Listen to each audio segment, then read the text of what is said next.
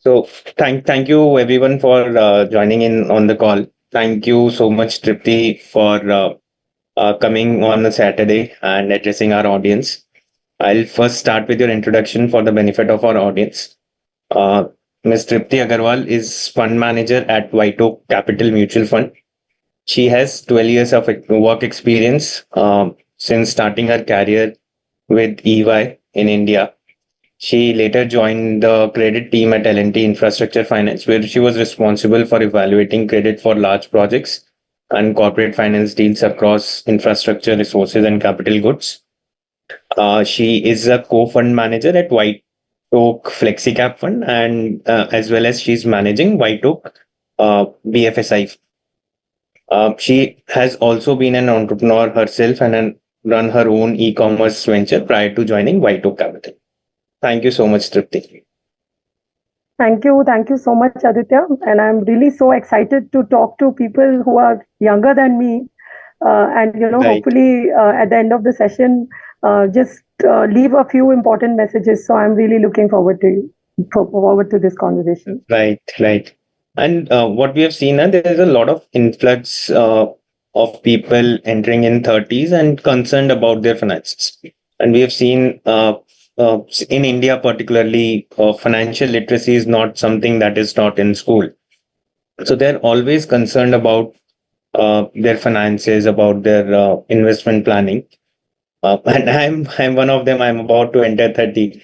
So what are the key financial goals people who are entering in 30s that they should be prioritizing according to you?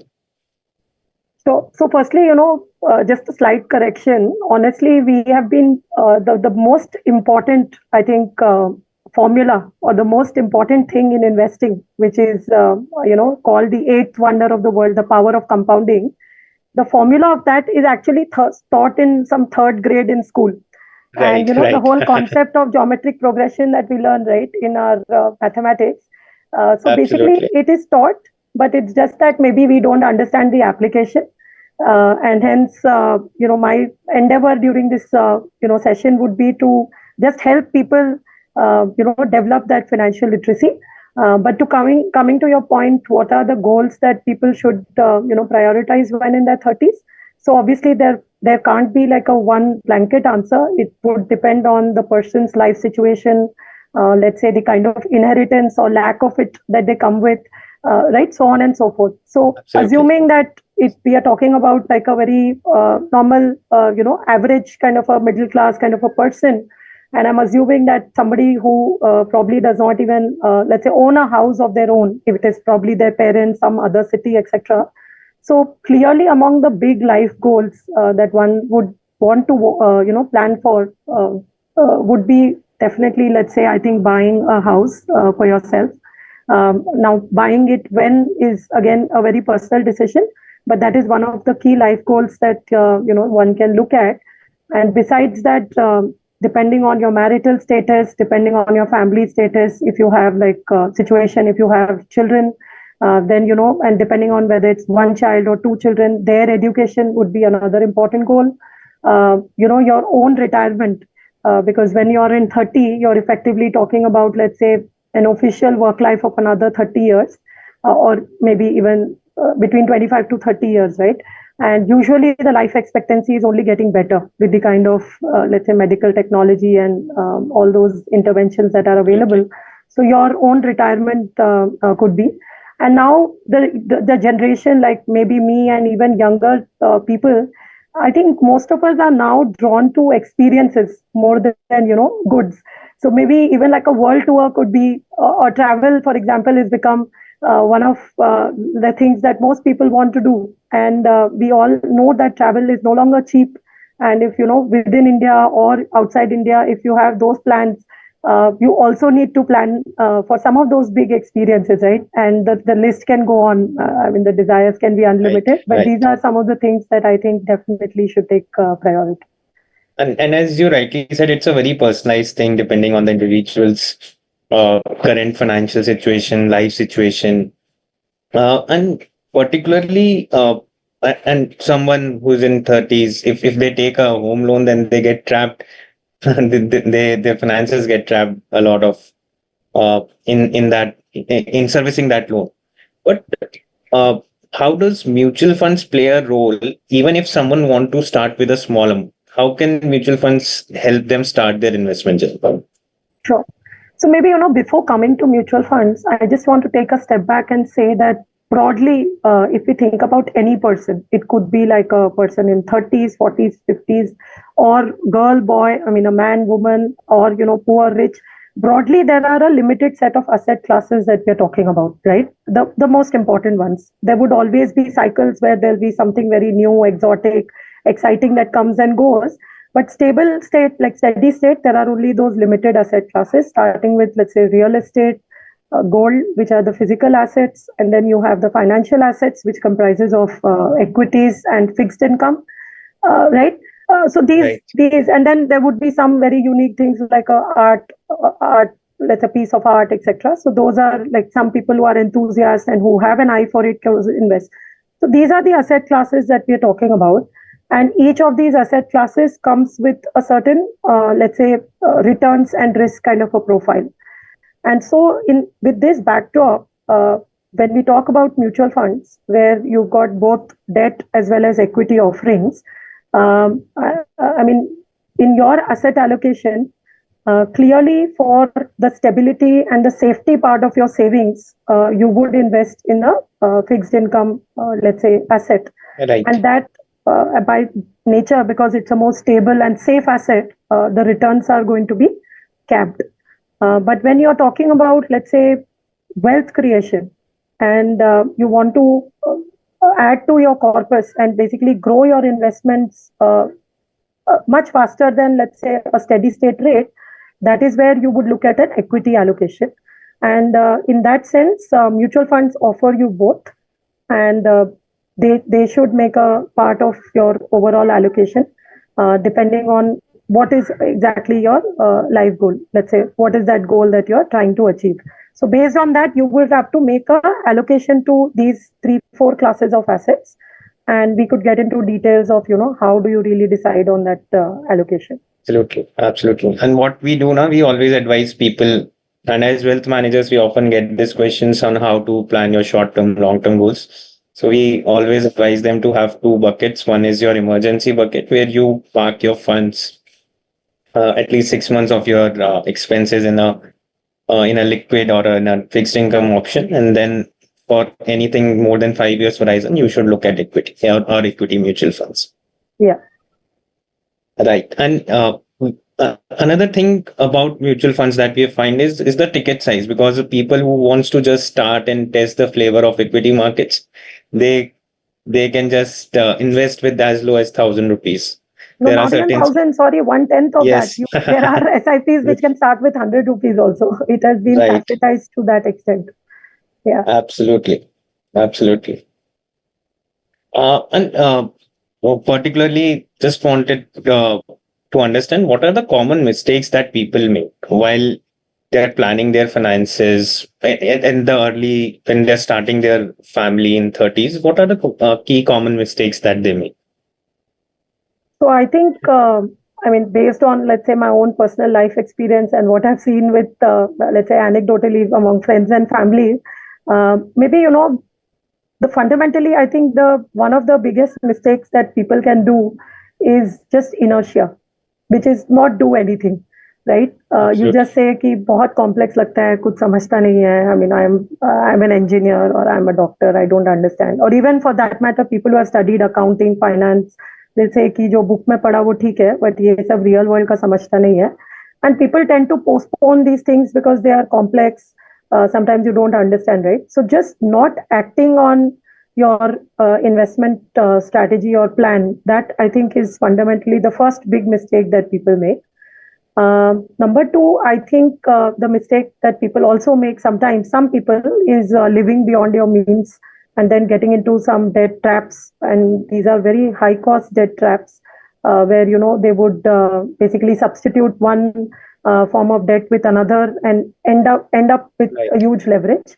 So that is, I think, another. And unfortunately, we are in an era where there are the social media just makes distractions and so much of showy and flashy world is just available to you all the time, that you sometimes get misguided, you get inspired by it, and then you start living beyond your means. So once you get into that debt trap, you anyways, it is very difficult to come out of it. So forget about savings, you are only trying to come out of it and saving your CIBIL score, right? And by the way, the people who do not know this, I'm sure most of your audience are very informed, but with the kind of the way CIBIL and all the financial data is getting used by financial institutions in India, this has become extremely important, that people have to preserve their CIBIL score, just like let's say they would preserve their. It is an extremely important metric of your financial reputation, and it could have very serious repercussions if you.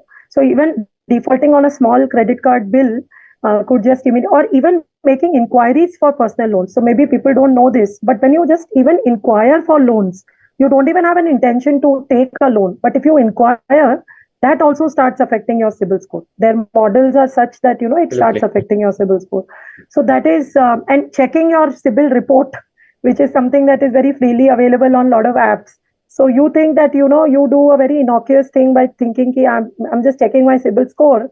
But the fact that if you keep checking your CIBIL score, that also is considered to be a negative input that goes into your CIBIL score, right? Right. These are some of the things. And then I think one more thing that people tend to do is get carried away with very exotic stuff.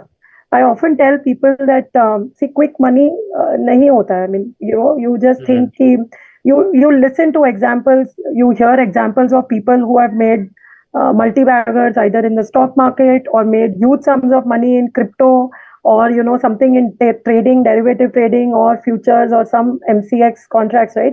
So you may tend to, or sometimes there is a lot of P2P lending that is happening in startups. So I'm not saying that one should not do this at all.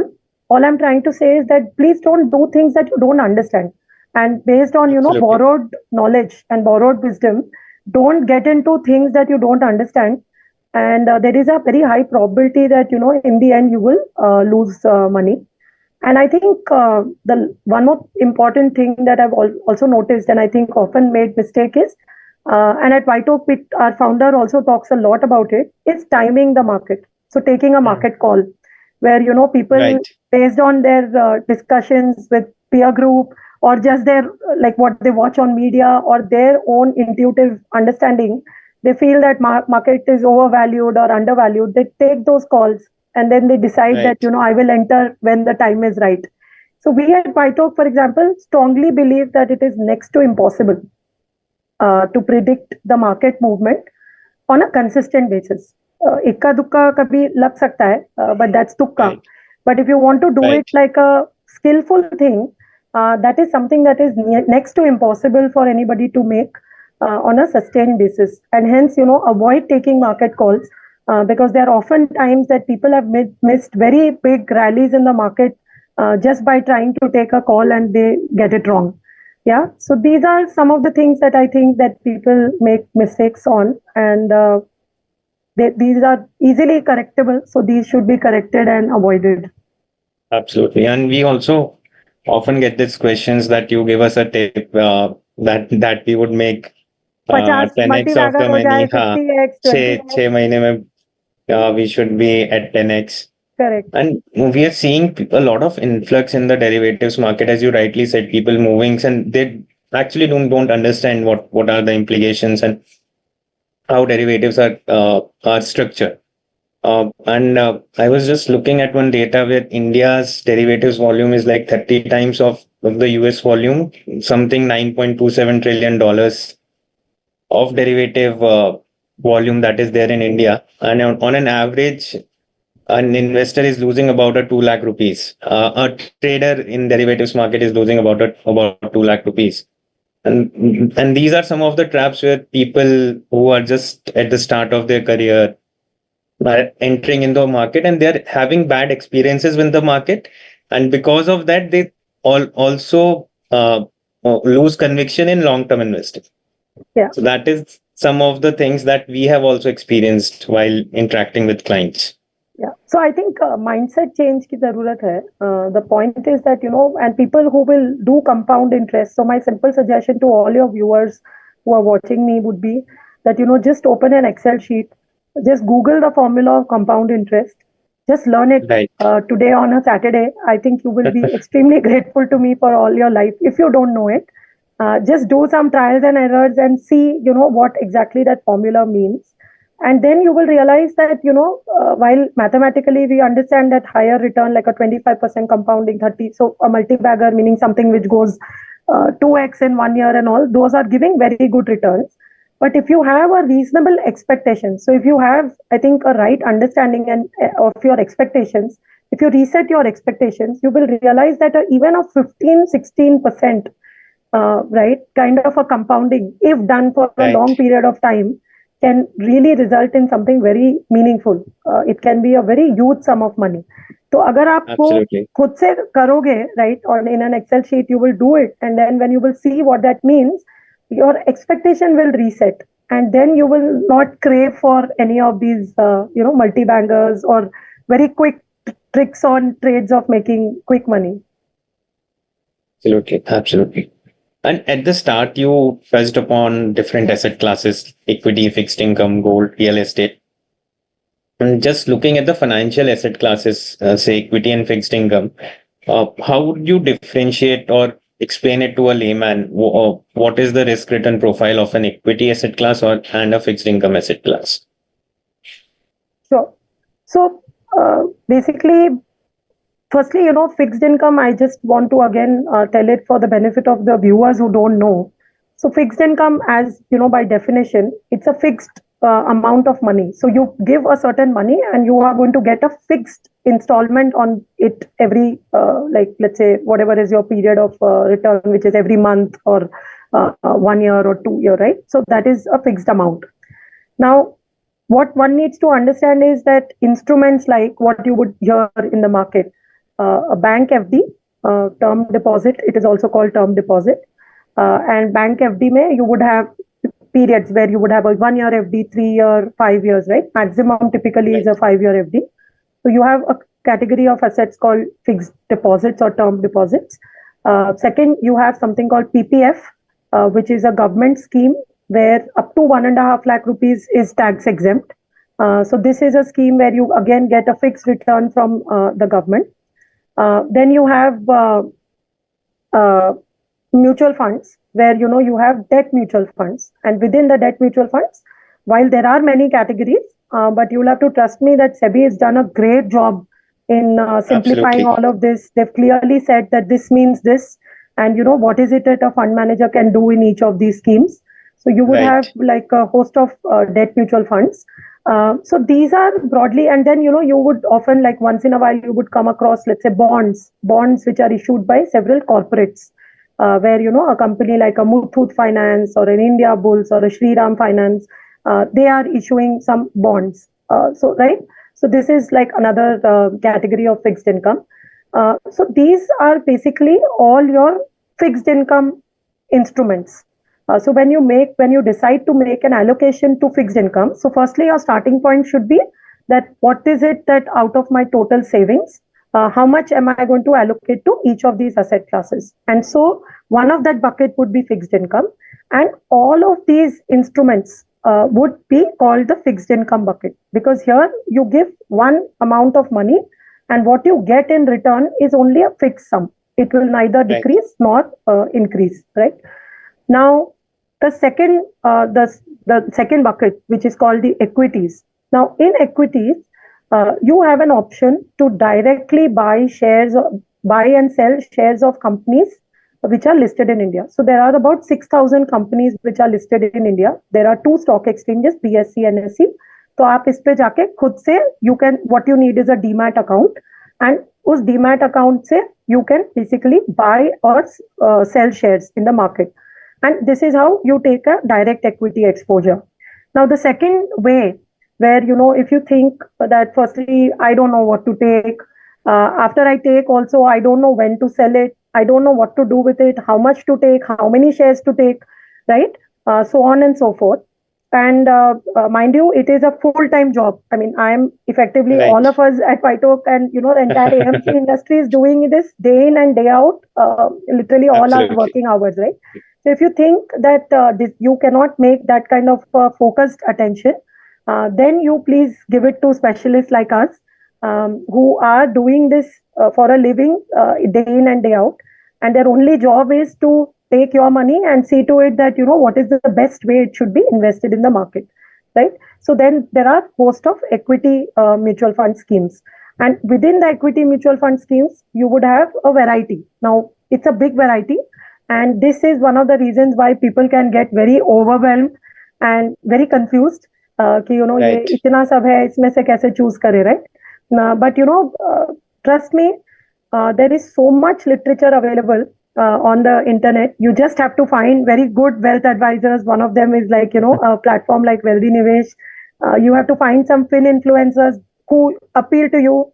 There are short form videos, like 1 or 2 Right. TikTok type of videos. So there is enough and more content which is making you explaining these things in a very lucid manner. So maybe as a Right. beginner, what you will have to do is just decide कि मैं थोड़ा सा time every week I'm going to spend on just learning before I get the some understanding of these terminologies, and then with right advice, I think you will be able to make a selection of the mutual funds that you should invest in on the equity side.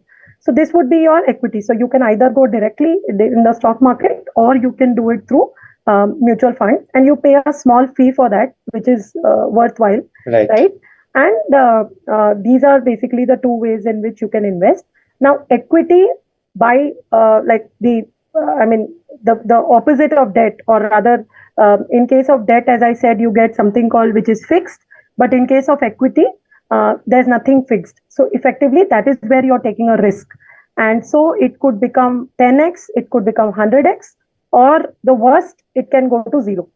So, सबसे lowest is you can completely lose your capital. Right.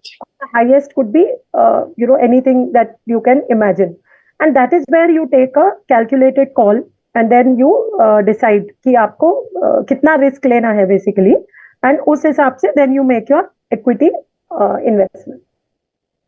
Absolutely. And that's where we come in, wherein there are so much information that is available in the market. So we just want to convey that information in a very simplified manner so that people achieve their financial goals and what they're looking at. And coming on to Tripti, your fund house, White Oak Mutual Fund, and we know that White Oak Capital, it's been running for a long time, managing huge assets. So if you can touch, and since in mutual fund space, it's a new fund house. So if you can touch more about your fund house. Sure.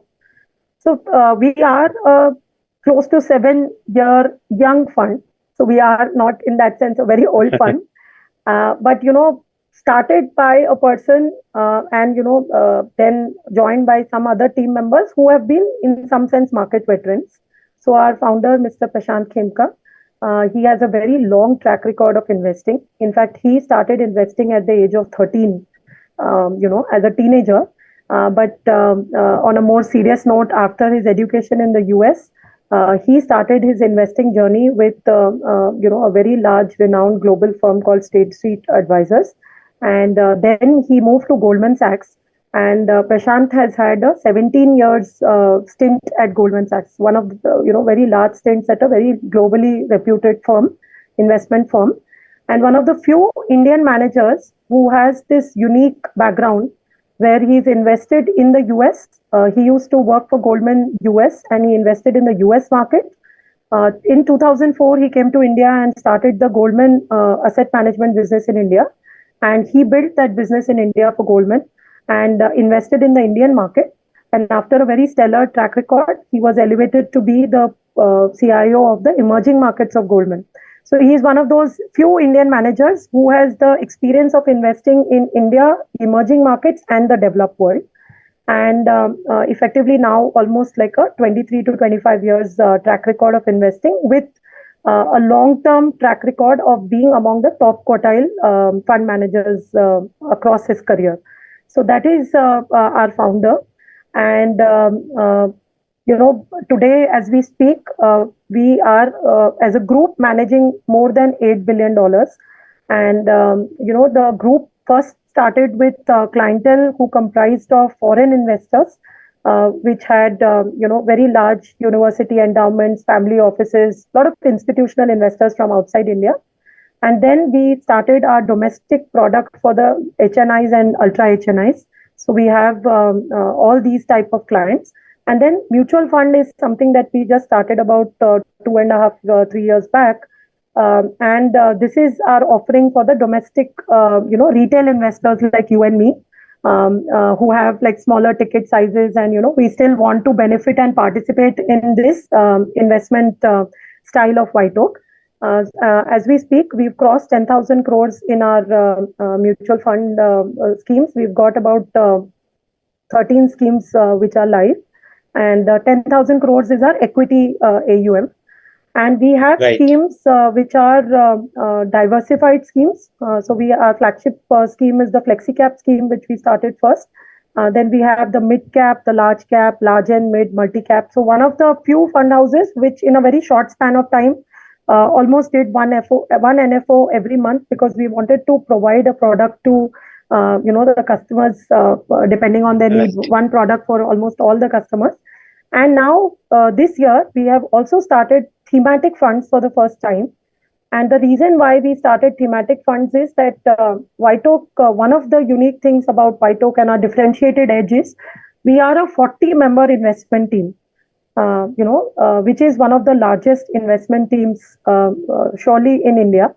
And we believe in a lot of specialization in sectors. So within these, the broader team, we have smaller sector teams. So for example, I am a part of the banking and financial services team, which is a 9-member BFSI team. So it's a very large team with people with a lot of specialization in that, subject.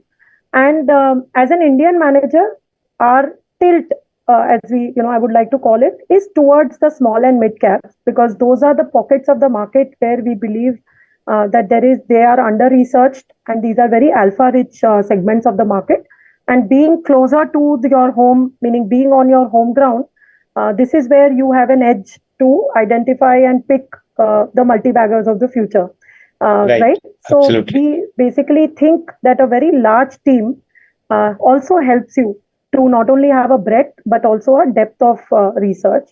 And with that confidence, we have launched 2 of our sector funds, which is the Banking and Financial Services Fund and a Pharma and Healthcare scheme, which have gone live very recently. And our investment philosophy, I think the most unique thing about our investment, again, one of the unique things is that we are a very bottoms-up stock selection firm. So, sorry, I'm not sure if I can call it unique, because there would be other fund managers who follow that style. But I think what is very strongly differentiated about the White Oak investment team is that we don't get perplexed by the macros. We actually call them macro shacro, and we think that they just create noise. And it is very difficult. It's a very multivariable environment, and so very difficult to really think about second order, third order, fourth order impacts of some of the macro events. So we don't believe in that style of investing. We are always looking for companies which we think have very solid business models, and they are available at attractive valuations. So we constantly look for it, irrespective of what is happening in the world and what is happening in the macro space. So that's basically our investing style. Right. And about the timing, I was once listening to Mr. Khemka as well, and he said that I'm fully invested all the time in the market. Yes, because he actually he's done that with us as his team members. He's done it on public forums with distributors, where he asked people to flip a coin and note down the findings. It could be 10, 100 flips, right? And effectively see if somebody has been able to predict what the outcome of that flipping is going to be on a consistent basis. And that is what he believes is the way market is. That Right. it is next to impossible. So we think that the investor is supposed to take that call of asset allocation, but once some amount of money is being entrusted to us as equity allocation of the investor, then we do not want to take market timing call, and we stay fully invested in the market. Right. And since you manage the BFSI fund, how are you looking at the valuation in the in this particular sector? And then And people also get worried because there were news in the last week about two banks, RBI uh, discontinuing their digital acquisition, but people get worried about the safety of their assets as well.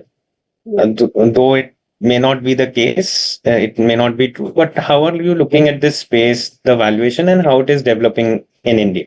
Sure. So maybe I'll first take the second point, which is that, this news item that happened, obviously it was a shocker. One of the very leading, large cap banks saw such a sharp stock reaction. But, Right. one more way of thinking about it is that it's actually so good, right? I mean, you don't want a regulator who is going to come and do damage control after all the damage is done. So Absolutely. one should appreciate the regulator that, they are so prompt and preempting any kind of a mishap that can happen, because we all understand the importance of banking and financial services sector in the economy. It is the backbone of every economy.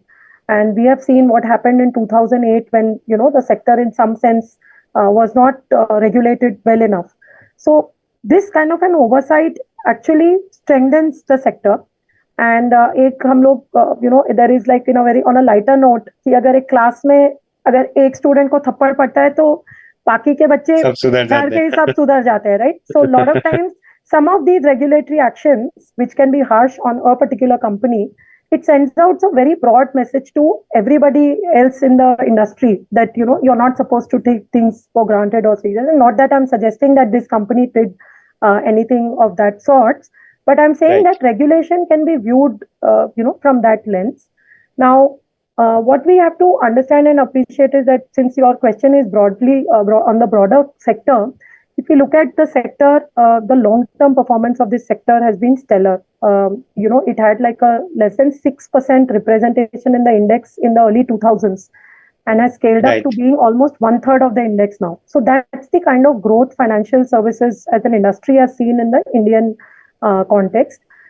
So the sector has, if I look at just the financial services index, that has outperformed the Nifty, 50 or the broader market over a very long period of time consistently. Year after year, it always delivered returns more than the broader market, barring the GFC or the taper tantrum year. It's only in the last 3-4 years that this is something that has happened where financial services is underperforming the broader market. But honestly, I think there are multiple reasons. One of them could be definitely the FPI or FII selling that happened in India. And the financial services index, like more than 90% of the index comprises of large cap companies. So whenever FII selling happens, it's usually the large caps that first face the brunt, because FIIs typically Right. invest in top 200 stocks of any country. So financial services have been, affected by the FII selling. There have been some company-specific issues, like a very large bank underwent a mega merger. Another very large bank underwent a management transition.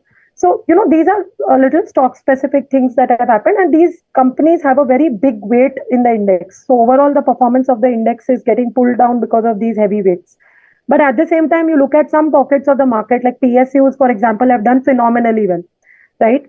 Right. Capital Right. market companies have done very well. So, for as a trivia, BSE, the stock exchange which is listed in India, it is up 500% in a year. It is the best Wow. performing stock in the entire market, right? So what I want to tell the viewers is that, banking and financial services is an extremely critical, important sector for every economy, more so in the Indian context, because now we are talking about becoming the third largest economy. On every financial product, we are a very underpenetrated country, and the fact that we are Right. having this conversation to improve financial literacy, it just tells you that there is so much runway for financial literacy and financial product growth in financial products. So the industry is going to be a very strong growing and a thriving industry in the years to come. Number three, we are a very well-regulated country. And this is the reason why HDFC Bank used to be one of the top holdings in all foreign portfolio managers, right? Who are investing India dedicated money, emerging markets dedicated money. Like first company to own in India was HDFC Bank. So for Right. any foreigner to be investing in a leveraged business of India, it just tells you the kind of confidence they have on the regulator in the country. So we have to completely take cognizance of the fact that we have a very strong regulator, not only as RBI, the SEBI, and IRDA. We have a very robust regulatory system. Absolutely. Right. And number 4 is that because of technology, technology is one of those things जो virtual products में बहुत मदद करता है. So anything which is virtual. So music, for example, got completely disrupted by technology. All right. Stock broking or got completely disrupted by technology. So anything where technology can play a role, that particular industry tends to get very democratized and starts growing very fast. So the fact that today you can invest even 100 rupees SIP, or you can buy a 5,000 rupees FNO, it just tells you that this industry has become very democratic and sachetized. So the participation, right, which used to be, let's say, with a select few, now it is getting available to people on a just in the power of their hand. So point is that the prospects of this industry are very good. And this industry sector has seen some problem in last 2-3 years, but that we don't think that can be permanent, because there is nothing in the Absolutely. structural part of it that is suggesting that there is a permanent damage. So it is going to rotate, and that is why we believe that this is a good time actually to take that contra view, and the valuations are very supportive. So entering this sector at this time gives you better margin of safety. Instead of going and jumping into something which is very overheated, I think better returns and margin of safety is offered, or it comes to you when you invest in underperforming sectors. So long term, I think prospects are good and valuations are very attractive, and I think this is a very attractive time to enter. Right.